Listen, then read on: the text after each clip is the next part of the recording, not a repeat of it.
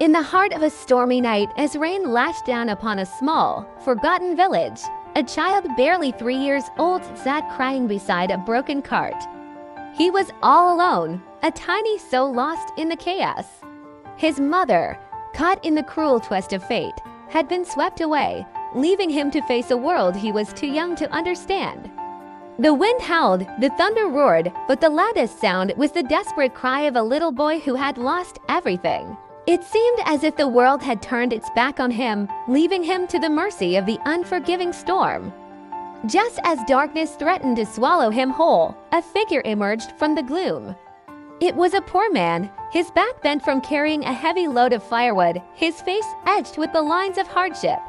He had little in this world, barely enough to feed himself.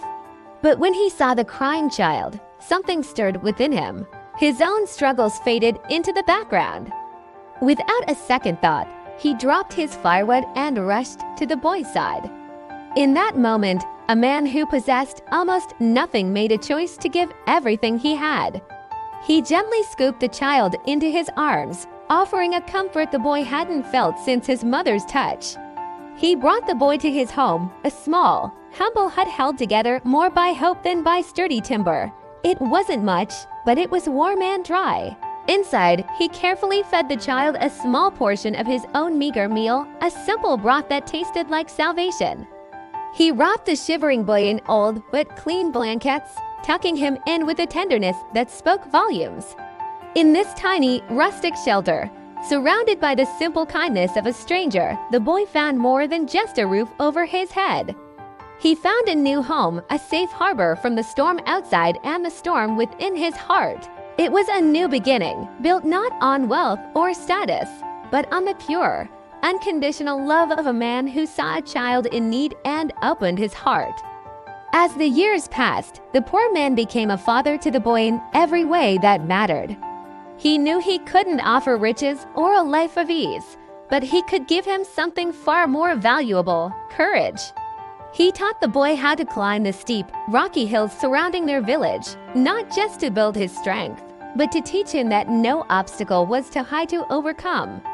He taught him how to defend himself, not to seek conflict, but to have the confidence to stand firm when faced with injustice. Most importantly, he taught him to stand tall, to face life's challenges with his head held high, and to always protect those who were weaker than himself. These weren't lessons taught in a classroom. They were lessons etched into the boy's soul through shared experiences and quiet wisdom.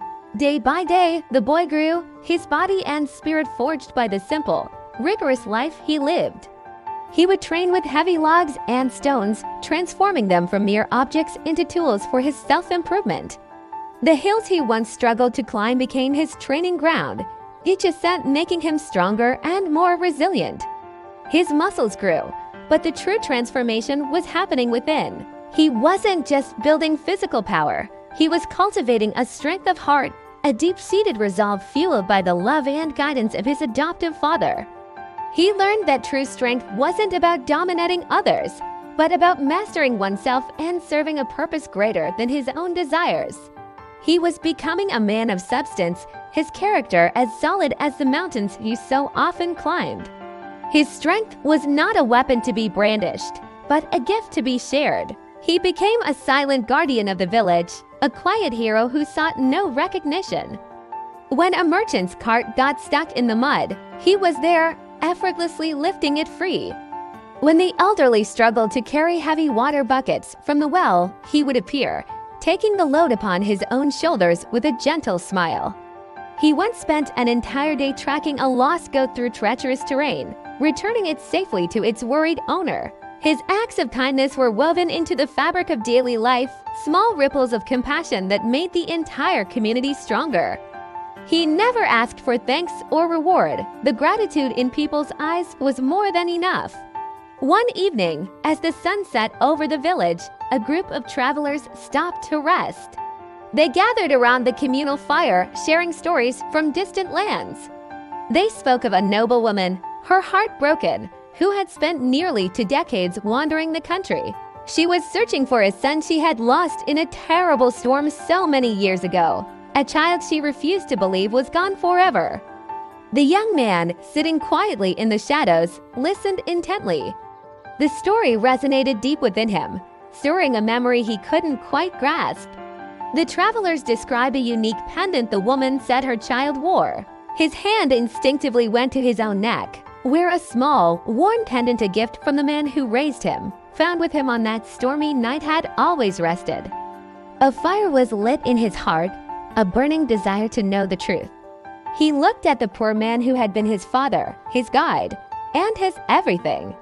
He saw the love and the sacrifice in the old man's eyes. The decision was difficult, but necessary. He packed a small bag with a few essentials and the pendant that now felt heavier than ever. The farewell was not one of sadness, but of profound love and understanding. The old man hugged him tightly, a silent blessing passing between them. With a deep breath, the young man turned and walked away from the only home he had ever known. He set out on a quest, not just to find a woman he might call mother, but to piece together the fragments of his own identity, armed with the courage his father had instilled in him. His journey took him across dusty plains and through bustling towns. He asked questions, followed whispers, and held onto the faint thread of hope. Then, one day, on a lonely, windswept road, he saw her. An older woman, her face elegant yet marked by years of sorrow, was walking toward him. As they drew closer, their eyes met. She stopped, her gaze fixed on the pendant around his neck.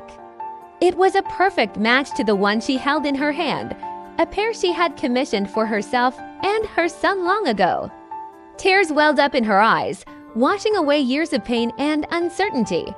He saw his own features reflected in her face, and in that instant, he knew. He had found her. He had found his mother. Together, they made the long journey back, their steps lighter, their hearts full.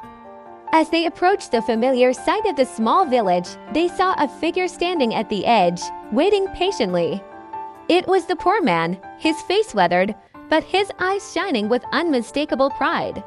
He wasn't losing a son, he was watching him return, whole and complete. The young man ran to him, and the three of them stood there, a circle of love under the open sky.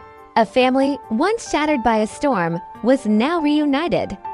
It was a family bound not by blood alone, but by the enduring power of sacrifice, the resilience of a mother's love, and the quiet courage of a man who taught a boy how to be a hero.